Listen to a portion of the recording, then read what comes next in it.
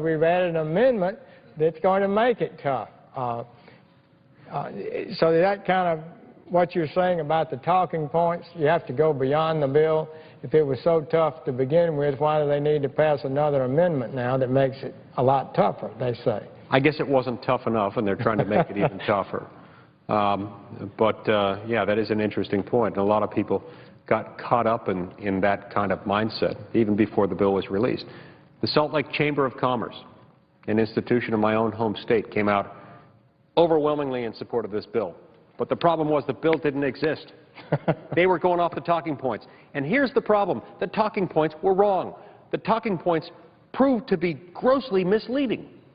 The talking points told us. And the proponents of the bill have continued to tell us for months, even after the bill text came out, and even after we had reason to know better. They've told us a few things. They've told us, number one, illegal aliens who were legalized under this bill and who'd be put on the path to citizenship under this bill would have to pay back taxes as a condition of their legalization. Did that turn out to be true? Absolutely not.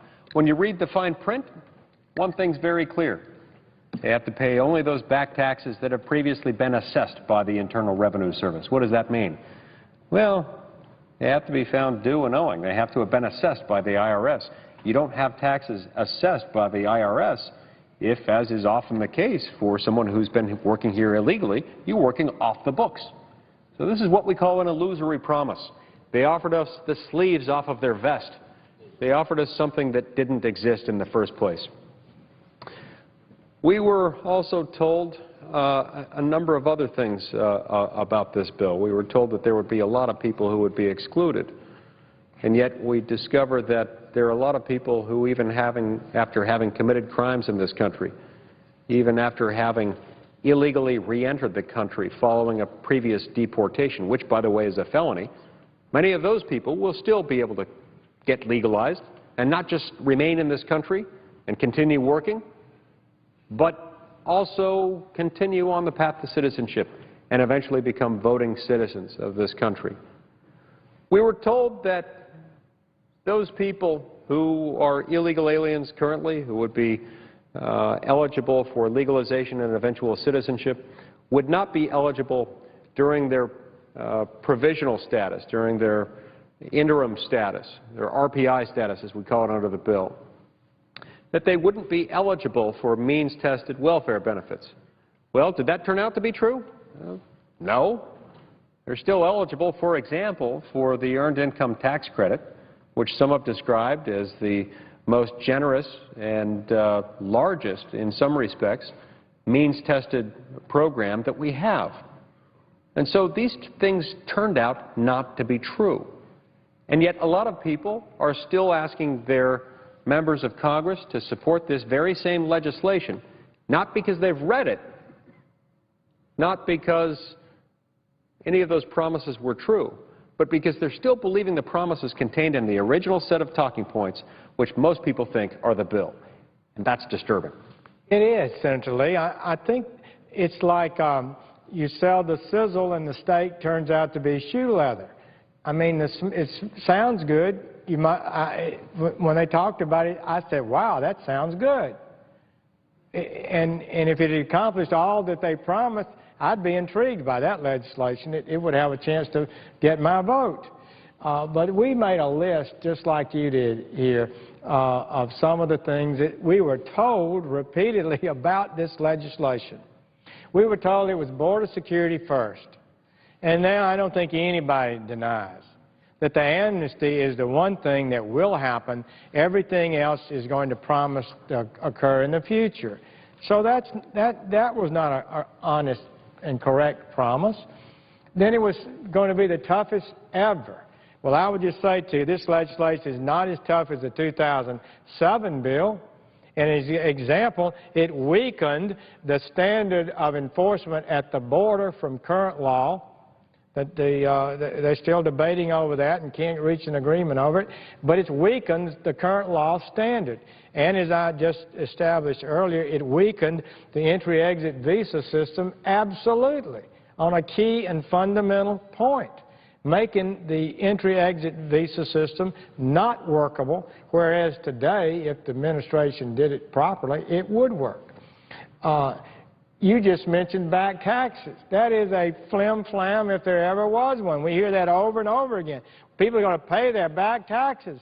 They're not, IRS is not going out and trying to run down 11 million people who've been here illegally and been working and try to find out how much and collect taxes from them. It's not physically practical. It's never going to happen. It's a talking point, just like you said, and not reality. They're going to learn English. That sounds good. We're for making people learn English. But a person is going to get legal status, Social Security number, the ability to go to work almost immediately.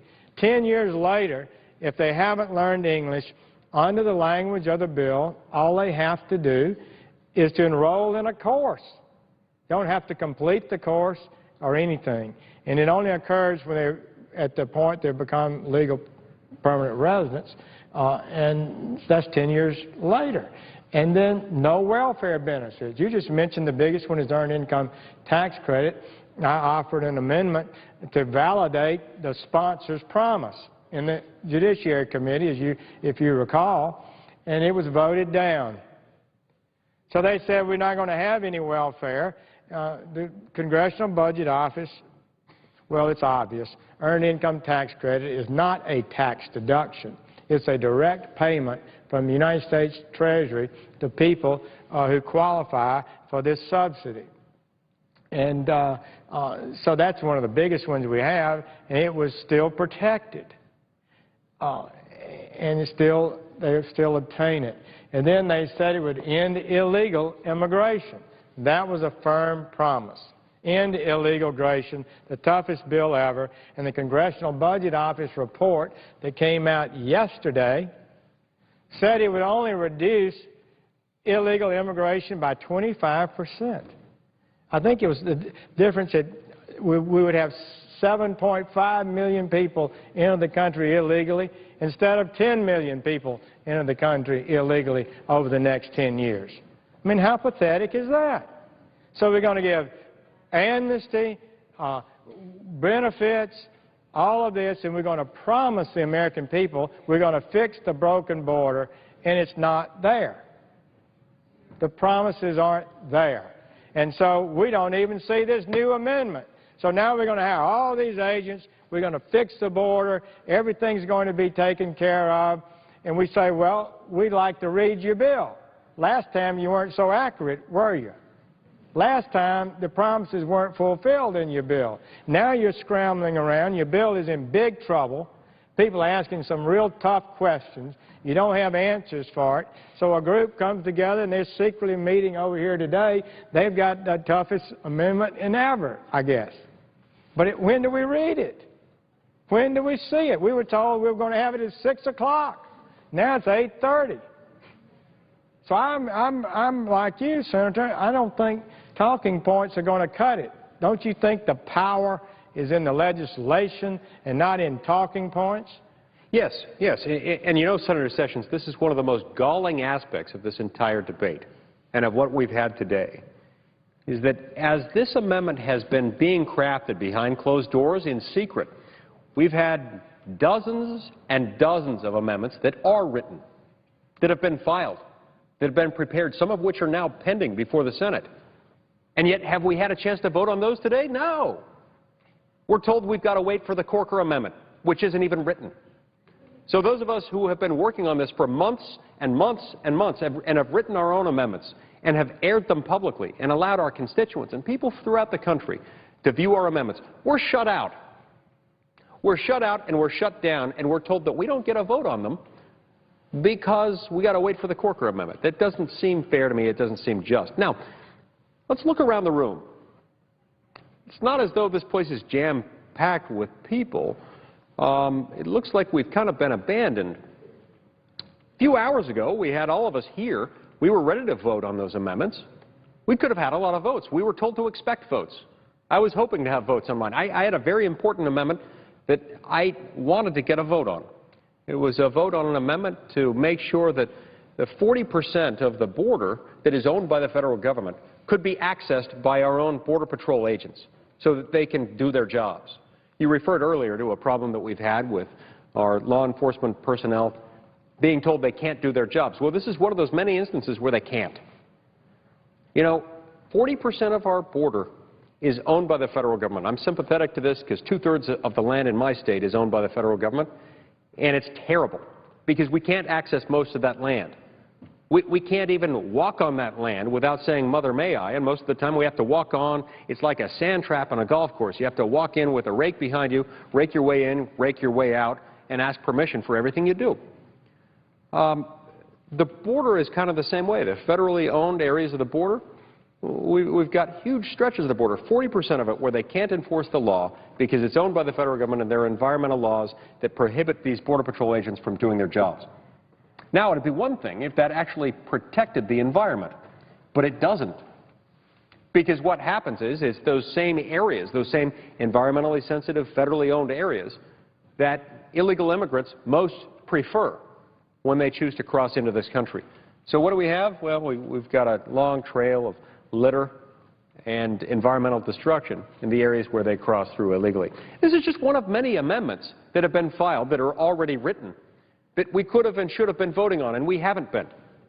And you know, Senator Sessions, I've got a dire prediction to make. I suspect that when we come back next week, we might be told that even though the place doesn't seem to be in any hurry right now, all of a sudden it will be in a hurry next week.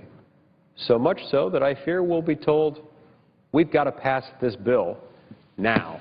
It all has to be passed now. And we don't have time for any more of these pesky amendments from these pesky senators from all over the great country of the United States of America.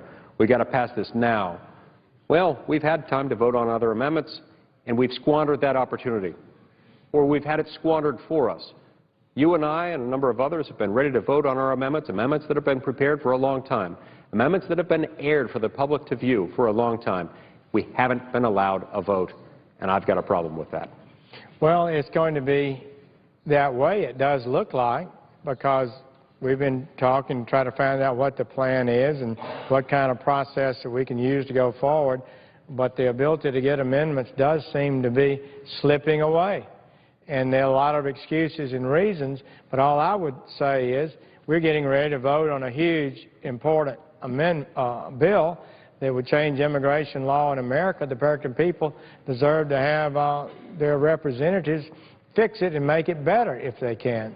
And I truly think that there will be no excuse if we get into a rush like you correctly predict, I'm afraid, next week, and they'll just slide by because we've got to pass the bill essentially as is after the experts tell us it's all been fixed now. So I just would ask you about this border situation. Just as a normal citizen, I would think if the United States government wanted to have the ability to work on the border and do things on the border, it would be easier if the government already owned the land than if it were in the hands of someone else. And that we ought to be able to, at a very minimum, have the United States government be able to protect the border of the United States and national sovereignty in that fashion, and not even be able to use land the government already owns is really pretty baffling to me. The senator's time has expired. There is an order to recognize the majority leader at 8:30 p.m. I agree. I thank the chair. I think that is correct. Mr. President, I would ask unanimous consent that the previous order be extended. That is, there be 1 additional hour for debate only, equally divided between the two parties, and that any quorum calls during this period of time would be charged to both sides. Is there objection? And without objection. Mr. President, the previous order said that I'd be recognized.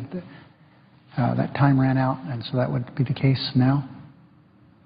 The majority leader is recognized. So I'll be recognized 9:30. Without objection. Mr. President. The senator from Vermont. Mr. President, again, I thank the Majority Leader. I've heard some talk tonight from some saying that they wish there'd be votes.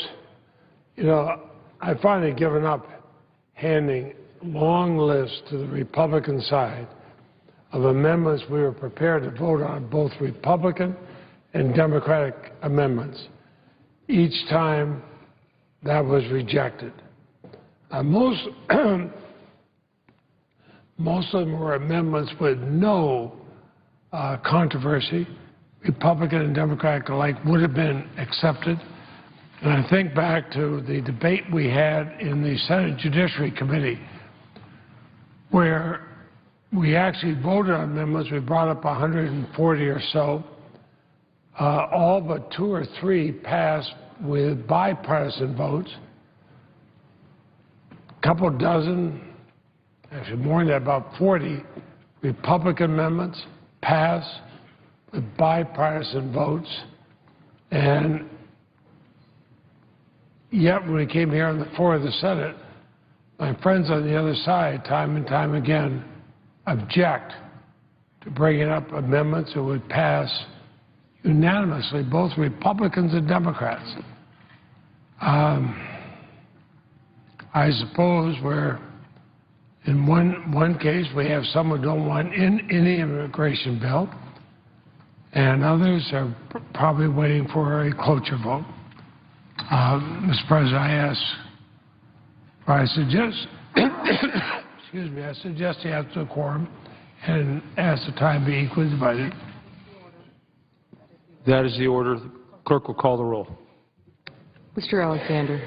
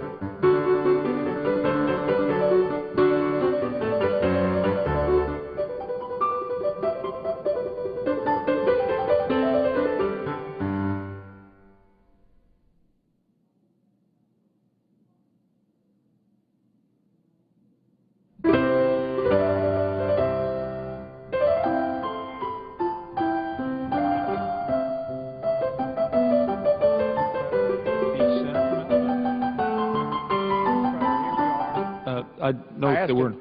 I think the chairman would ask that the quorum call be dispensed. Without objection.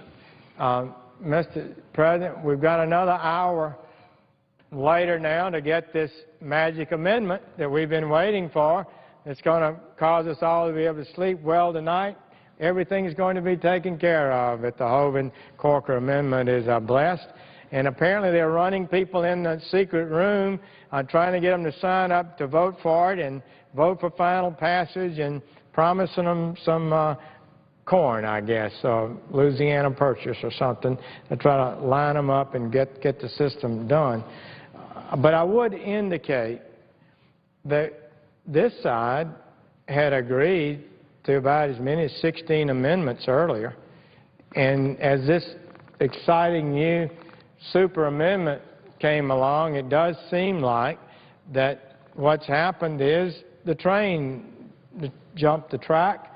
The amendments that we thought we'd be voting on even later in the afternoon today got jumped off the track. Now we're all waiting on the favored amendment, the amendment that everyone seemed to think has got to give preference over everybody else, whereas we could be voting right this minute on many of the amendments, and if we'd started voting on the ones that had been agreed to and cleared on this side, we would, I think, even be finished long before now. Senator Lee, how does it look to you?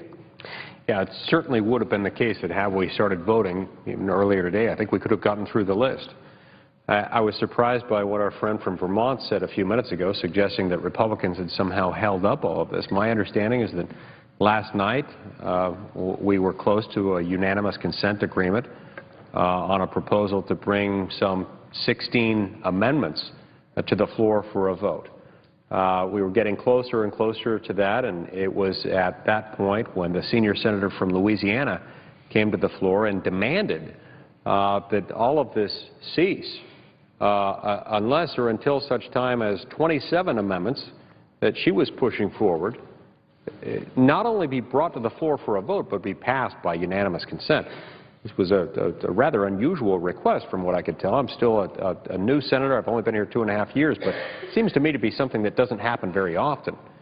But it certainly was a different sequence of events than what was described by our friend from Vermont a few minutes ago. Look, we've wanted amendments. Some of us have been working on this bill for many months, and we've prepared amendments.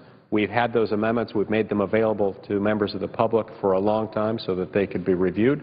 We just want to debate them, discuss them, vote on them, and move on. And now, I suppose it is important that we proceed with a matter of legislation as important as this one, this very significant bill that will affect many millions of Americans and will do so for many generations to come.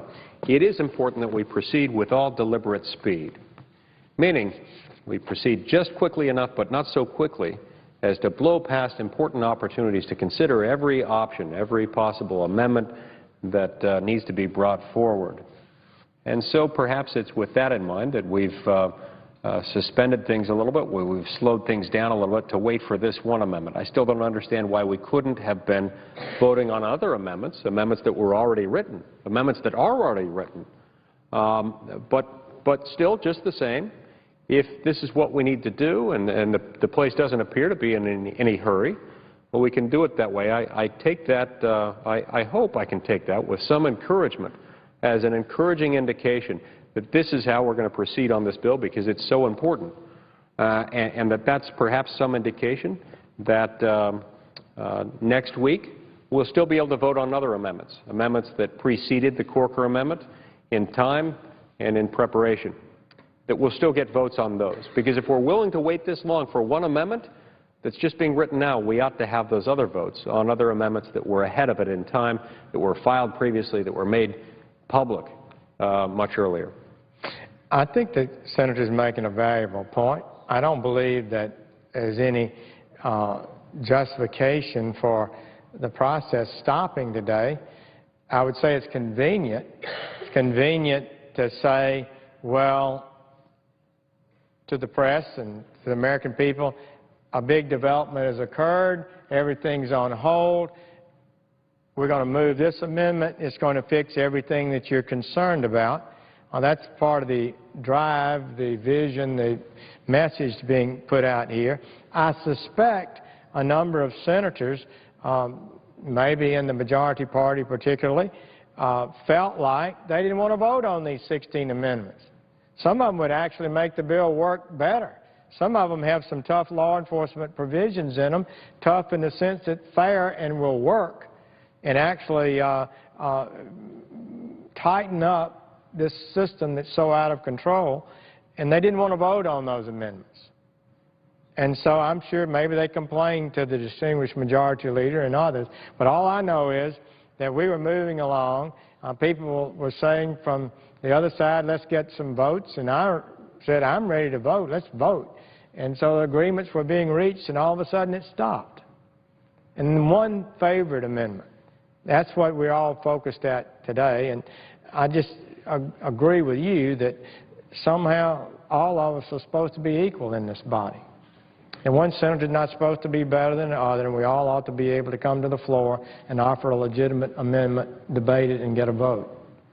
I suppose in that respect, Senator Sessions, all senators are equal, but some are simply more equal than others.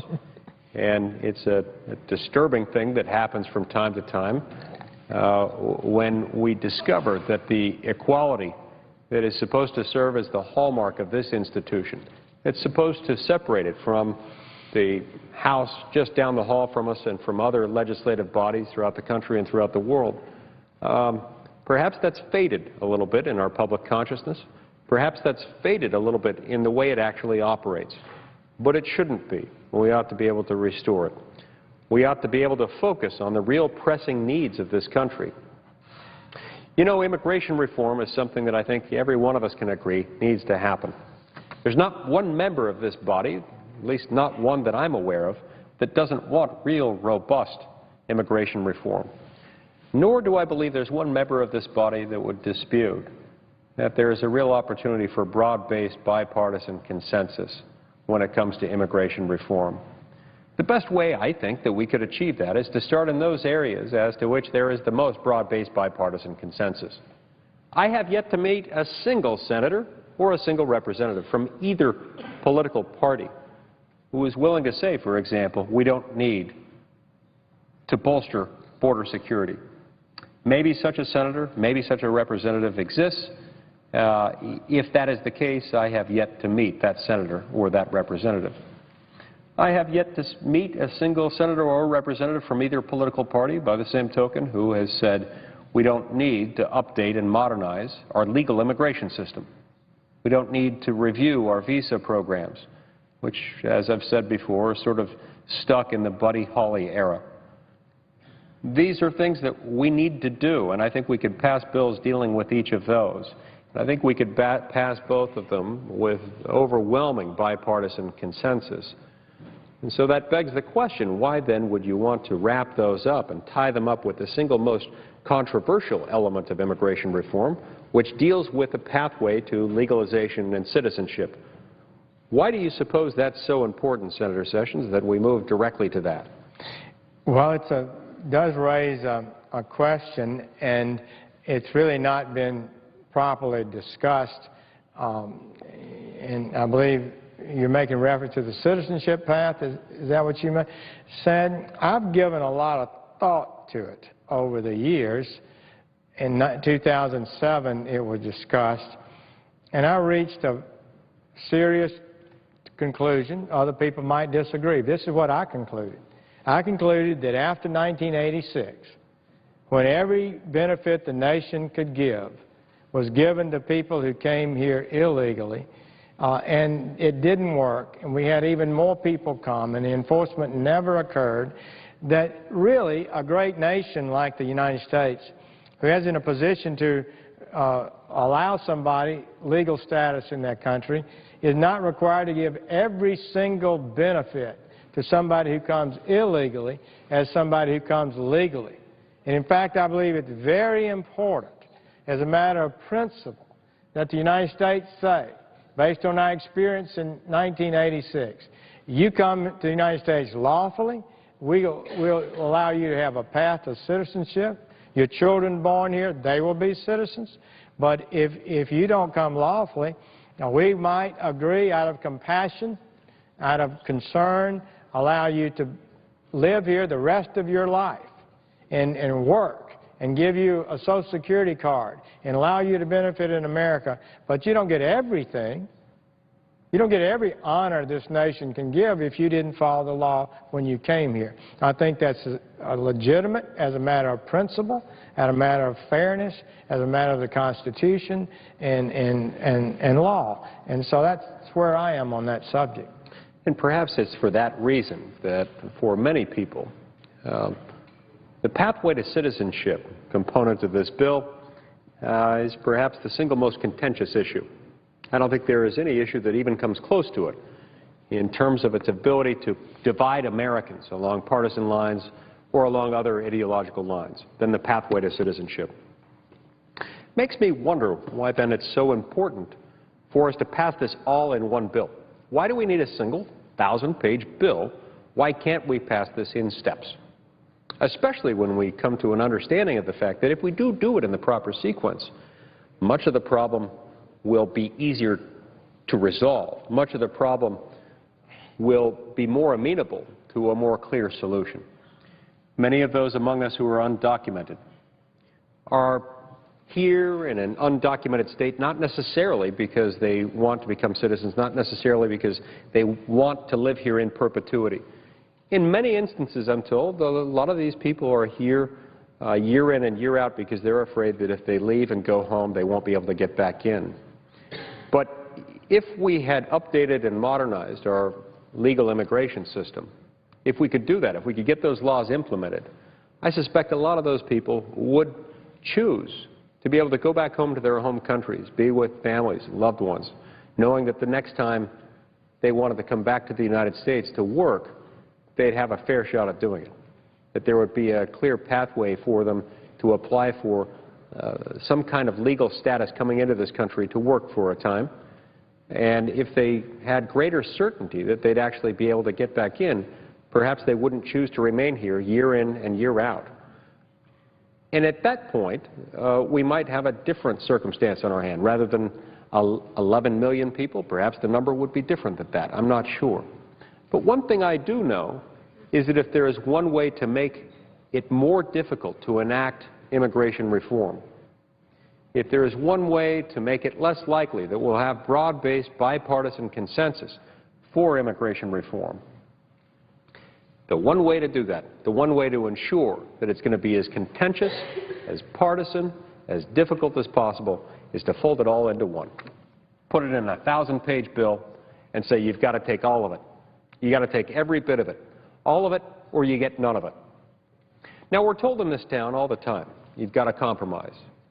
And it's interesting. I get a lot of phone calls in my office from constituents. Some of those phone calls say, you need to compromise. Make sure that you compromise. Other phone calls say, never, ever, ever compromise. So those in the first group are inclined to say compromise in a box, with a fox, in the rain, with a train, you know, all kinds of things. Anytime you get a chance to compromise, do it. But, you know, both sets of callers, if they're making one point or the other, are sort of missing the point. Compromise isn't an end destination. It's not a substantive end unto itself. It's a process. And in the case of a legislative body consisting of more than one person, it's an inevitability. So the question is not where to compromise or whether. The point of compromise is under what circumstances are you willing to, and more importantly, under what circumstances are you not willing to compromise. So if the objective is to find those areas where there's the greatest possibility of compromise, what we ought to be doing is passing a series of bills in a proper sequence. One bill dealing with border security, another perhaps dealing with an entry-exit system, another dealing with an update to our existing visa programs. In time, once those things are passed and they've been implemented, I think we'll be in a much better position to achieve broad-based bipartisan consensus on the vexing, difficult question of how best to treat the 11 million undocumented workers in this country in a manner that is at once compassionate and just. I think we can get there. I know we can. And I'm equally certain that this bill This bill that tries to lump everything into one, tries to ram the entire issue right through this body, is not the answer. This is not how we're going to get immigration reform. If what you want to do is to stall out true immigration reform, then by all means put all your eggs in this basket right here. But if you want real immigration reform, proceed with a step-by-step path. That's where you're going to get bipartisanship. That's where you're going to get compromise. In fact, that's where compromise is to be found, because that's where more people will get more of what they want out of government. Would you tend to agree with that analysis, that we'd be better off with a step-by-step approach, Senator Sessions? I really do, Senator Lee, and I think the American people would feel better about it. I remember after the immigration bill last time and the Obamacare, Senator Lamar Alexander, one of our more respected members, says we don't do comprehensive very well in the Senate. And I think that's right, because these matters are so complex. For example, I've offered a very detailed amendment dealing with simply how the ICE agents have to identify and deport people they apprehend who came in violation of the law. That's very difficult. We talked earlier about the entry-exit visa system. We've been working on it for years. The law requires it now. We simply need to go the last distance and get it done, but this bill backs away from it. But it would take some time. It really should be a separate piece of legislation to deal with the entire visa system. And then you've got how many people come and what skills they should bring, and shouldn't they be more merit-based. The bill claims to make progress in that regard, but it's really not, because the non-skilled percentage goes up, even though we do have more skilled workers, but the percentage still is out of whack, because most people will be coming without reference to their skills. And so that really needs a lot of time, thought, and effort. And then the border itself is a complex thing. And then how should we best create a seasonal worker, guest worker program for our agricultural industry that does need seasonal workers, and we can create something that will work for them. But boy, that takes a lot of care too. This bill says people come, many of them in these guest worker programs, for 3 years with their family. They get to stay another 3 years and maybe another 3 years, and presumably if they don't have a job, they're supposed to go home. Well, do you think if we're going to try to round the people up and deport people who've been here for 6, 9 years and send them home if they're out of work for a while? It just doesn't sound like a practical solution. So a real temporary guest worker program, it seems to me, should be drafted with great care, and to the extent possible, a person would come without family to do a specific job and then return. Because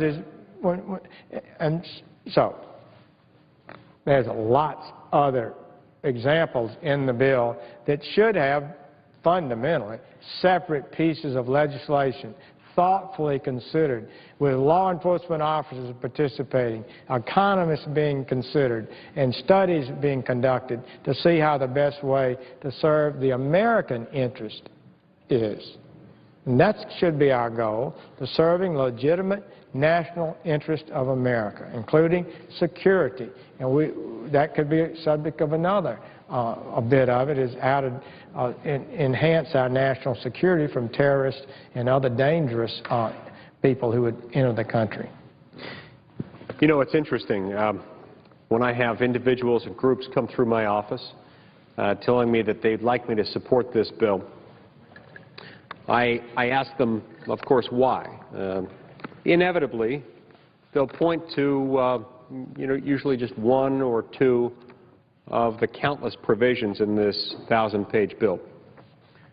It's almost always because of one very discrete component within the bill that they like.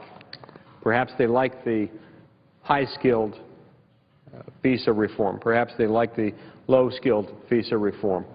Perhaps they like some piece here or there, but it's always one or two very discrete provisions. That's what causes them to say, I want you to vote for this 1,000-page bill. Inevitably, I will ask them, have you read the whole bill?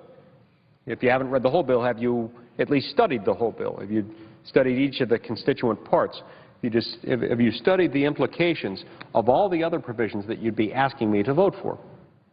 Inevitably, the answer is no.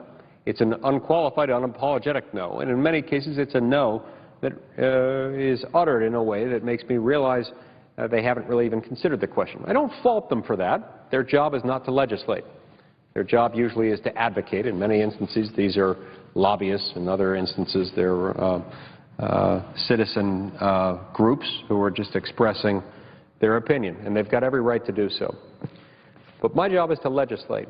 And before I'm asked to vote for a bill, before I'm going to vote yes on something to make it law, I've got to read it. I've got to understand it. And I've got to like not just one or two provisions. I've got to be convinced that on balance, this bill makes sense for the American people and that it will do considerably more good than harm, that it at a minimum won't do more harm than good. And I can't answer that question that way with this bill. I just can't get there. And so I invite all of the American people, anyone who might be hearing my voice, to join me in this dialogue, to join in this discussion. If you want to be part of the immigration solution, read the bill. If you don't want to read the whole bill, just study the whole bill. At least, read a robust summary, not the cheerleading talking points put out by the bill's principal advocates, but read a really robust synopsis that tells you how all the pieces connect together. And then tell me whether you think I should vote for it. Most of the time, if people do it that way, they're going to come at this with a very different conclusion. Senator Lee, I had the pleasure to talk a little with Congressman Goodlatte, the chairman of the House Judiciary Committee, and have followed some of the work that they're doing over there. I think they're doing exactly what you've referred to. The first piece of legislation they're working on, and they have a large number of experienced House members who signed on to it, former chairman of the Judiciary Committee like Lamar Smith from Texas, and Jim Sensenbrenner, and others, Trey Gowdy, who's a federal prosecutor of many years, understands the law. So they've written a bill that deals with the interior enforcement. They heard from the ICE officers. They heard from Border Patrol officers. They studied the reality of the situation. They carefully worked through it, and they produced a piece of legislation that I really believe would be a tremendous asset to the effective enforcement of law in America on the internal side. One of the aspects of reform that ought to be done right, if we do reform at all. And if we do a comprehensive reform, every part has to be done right. You can't have a bucket, fix 2 holes, and leave 3 more. The water will still run out. So I think that's where we got off base. You bite off more than you can chew, and then it becomes a political thing. So I'm selling a vision. My vision is that my bill is going to end illegality, make everybody happy, make money for America, reduce our deficit, and you should all thank me. But the bill, as you and I have studied it, doesn't do that. There are too many flaws in it, and because it's too big. And the members who are on this, worked on this bill are busy senators. They're involved in tax reform, they're involved in Libya and Syria, and they're trying defense issues and all kinds of issues. And they don't have time to rewrite the entire immigration law of America in a detailed, effective way, all in one time. And so that's what we got. We got a document that seeks to justify talking points, visions, images, feel-good approaches. But you're a good lawyer, and you know that it's in the bill that's what counts. Will the words actually effectively accomplish what's been promised for it? And I have concluded, I was a federal prosecutor almost 14 years, almost 50. My experience tells me my judgment tells me it won't work. It's not what's been promised for it. And we ought not to have the American people saddled with a bill that promises good, but in reality is not good. So that's my fundamental concern about this. That's one of the reasons why I think if we were to break it up into its constituent parts and debate and vote on each one as a separate bill, I think the American people would be better served. I think more of the American people would get more of what they want out of immigration reform if we were to do it that way. So in many ways, the people who come into my office and tell me, I want you to support this bill, and I want you to support it because I like, Section 345 or whatever section they're talking about, in a lot of ways, they're making my point for me. We ought to address this one piece at a time, just as they're addressing it with me. They're not really saying, I want you to vote for Senate Bill 744. I mean, literally, technically they're saying that. But in reality, what they're saying is, I want you to vote for the section that I like. That's exactly what we ought to be doing. We ought to be voting for the section they like, and we ought to be voting for it one section at a time, one piece at a time. We'll be in a much better position to do it that way. Now, I want to commend our chairman who's with us in the chamber right now. I want to commend him for the manner in which he conducted the markup within the Judiciary Committee. After being in the Senate now for just 2.5 years, I have been disappointed at the number of instances in which we've debated and discussed and ultimately voted on bills on the floor without a lot of opportunities for amendment. But because of the way our chairman ran that markup and did such a good job of it, we had a lot of opportunity for amendment. You and I both had countless opportunities to introduce amendments, and our chairman allowed that, and I appreciated that. I think he did the right thing by opening that up and saying, look, if you've got an amendment, if you wanted to run an amendment, I, as the chairman of this committee, want to make sure you get the chance to air your amendment.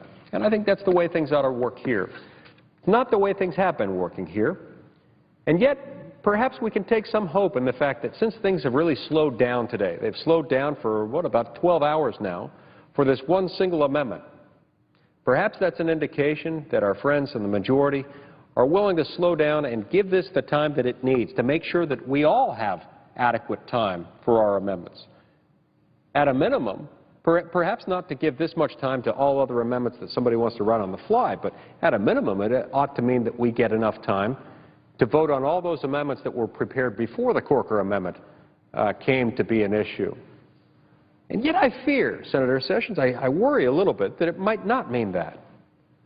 I worry a little bit, based on what I've seen over the last 2.5 years, that come next week, we might all of a sudden transform from a very sleepy chamber, which we are now, practically vacant, moving very slowly, if at all, to a chamber that is being told that we have to run as fast as we possibly can, that we have to pass this 1,000-page bill in haste, that there simply isn't time to consider amendments that have been prepared and aired publicly for weeks because we have to pass it right now. Now, we won't be given really specific reasons why we have to pass it right now, but I fear that we could be told we've got to pass it this week and it cannot wait a single additional week. It cannot wait a single additional day. At that moment, I hope we will remind our friends in the majority, particularly our friend the majority leader, that on days like today, the Senate was moving really slowly, and most of the time, the Senate was moving not at all. I hope he will give us time to air the amendments that the American people deserve to have considered fully. Well, Senator Lee, it's now 10 after 9 o'clock. We were told that this special amendment, this amendment that's going to fix everything in the bill, would be produced at 6 o'clock. Apparently, senators have been going out of the secret room somewhere and being hot-boxed or had their arms twisted or given promises to get them to sign on to this new train that will move rapidly forward. That's what it looks like to me. And what we're hearing is, and I don't doubt it, that as soon as that amendment is brought forth and filed tonight, You ask, why not? Why we want to file it tonight? Well, they want to file it tonight so they can file cloture immediately. Cloture to shut off debate immediately. So we'll be able to, they would be able to move the bill forward early next week. And so that's the process, and it's favoring one amendment above everything else. And I'm willing to look at it and look forward to receiving it, but it's almost past my bedtime. I normally would like to think I was heading to the slumberland at this time, if not in the bed, and try to start early around here in the mornings. But so here we are, waiting for the bill to be filed. The senators have gone home for the most part. Now, they've already gone home for the weekend. No real business, no votes are going to occur, but they could have if we started earlier today like the plans were, as I understood it. And I am uneasy, as you are, that it's not going to be relaxed next week. I think the speed is going to pick up, and we're going to be told we've got to move, and it's not enough time for your amendment. Sorry. That's the pattern too often here, and we end up with just a piddling few amendments, not worthy of the great subject of this debate, and I'm just sad about it. I thought for a while there we were going to really get into some amendments this week, and I thought it would be the right thing. So we'll see what happens. We will see indeed. You know, there have been just a couple of occasions when I have seen the Senate working as I think it should work, when I've seen us casting votes, a lot of votes. That's how it's supposed to function. That's the kind of body that we all thought we were joining when we were elected to the Senate. A body that debates, discusses, and most importantly, votes. The legislative process doesn't mean a whole heck of a lot. If all that happens is you wait for just a few people to emerge from a back room with a document that no one has read, and people are told vote up or down on this, and this is the only vote you're going to get on this issue, or this is one of only a small handful of votes you're going to get on this issue, it doesn't mean a whole lot. When it means a whole lot is when we have the opportunity to cast a lot of votes, where every senator is given the opportunity to have input on a piece of legislation.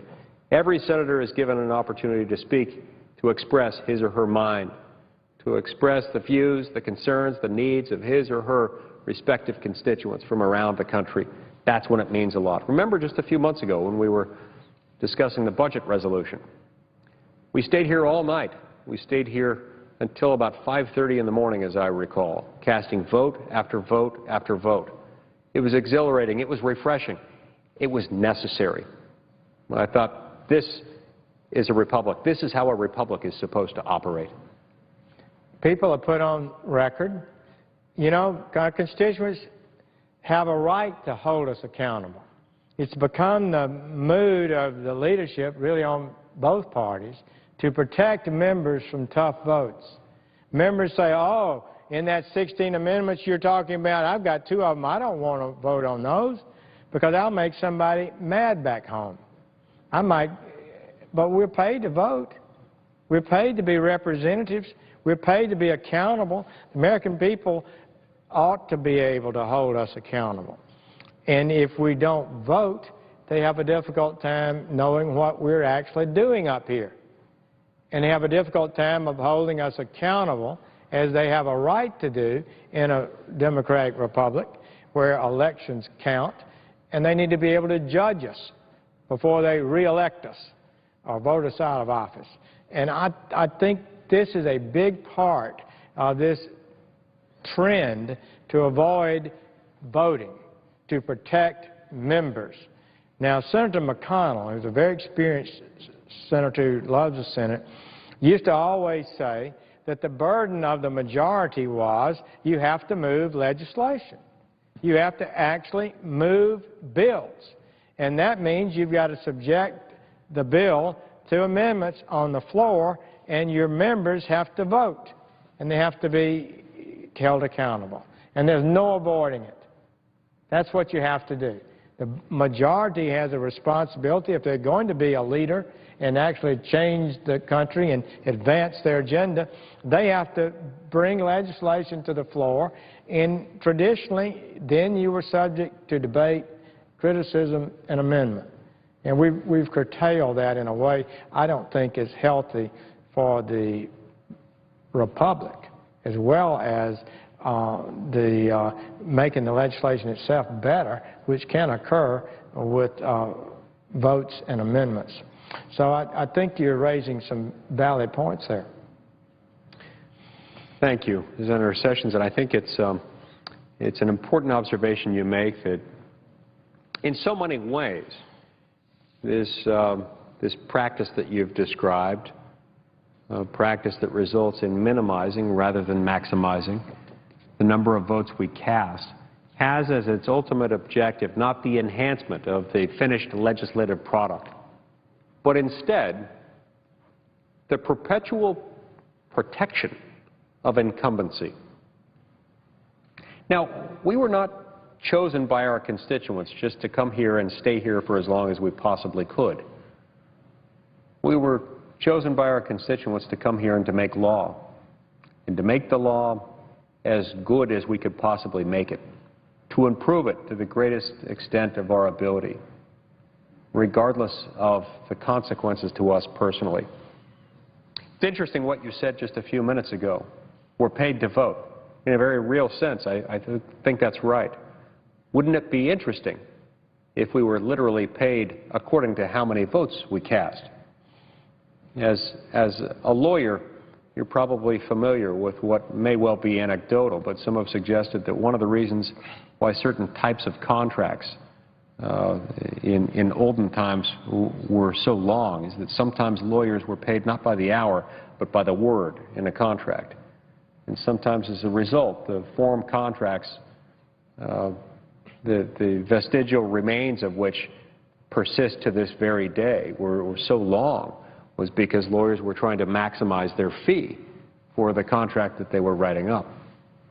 I'm sure that wasn't helpful to clients back then. It wasn't necessarily good for the practice of law, but it did result in a lot of words. I'm sure that if we were paid according to each vote, if we got paid more for each vote we cast, we'd be casting thousands and thousands of votes every single year. Now, don't get me wrong, I'm not necessarily suggesting that that's how it ought to work. Not necessarily suggesting that's a good way to run things here. But at least in that circumstance, we would have an incentive to do what we were sent here to do, which is to vote. At least in that respect, there would be something to offset what has apparently become an instinct that's inherent in serving in this place. An instinct which at least perhaps the majority shares, or the majority leader believes in, which is that we should, in some cases, cast as few votes as possible. Look, we've known that this was a problem for a long time. We've known that we've needed to fix our immigration system for a long time. We could have been casting votes this entire week. We haven't. Could have been casting votes throughout much or all of last week, and we didn't. So I hope that in the coming week we will, and we'll cast a lot of votes, and it will more closely resemble the really productive markup that we had in the Judiciary Committee, thanks to our chairman, who has now joined us on the floor. And with that, Mr. President, I yield the floor. Mr. President, Senator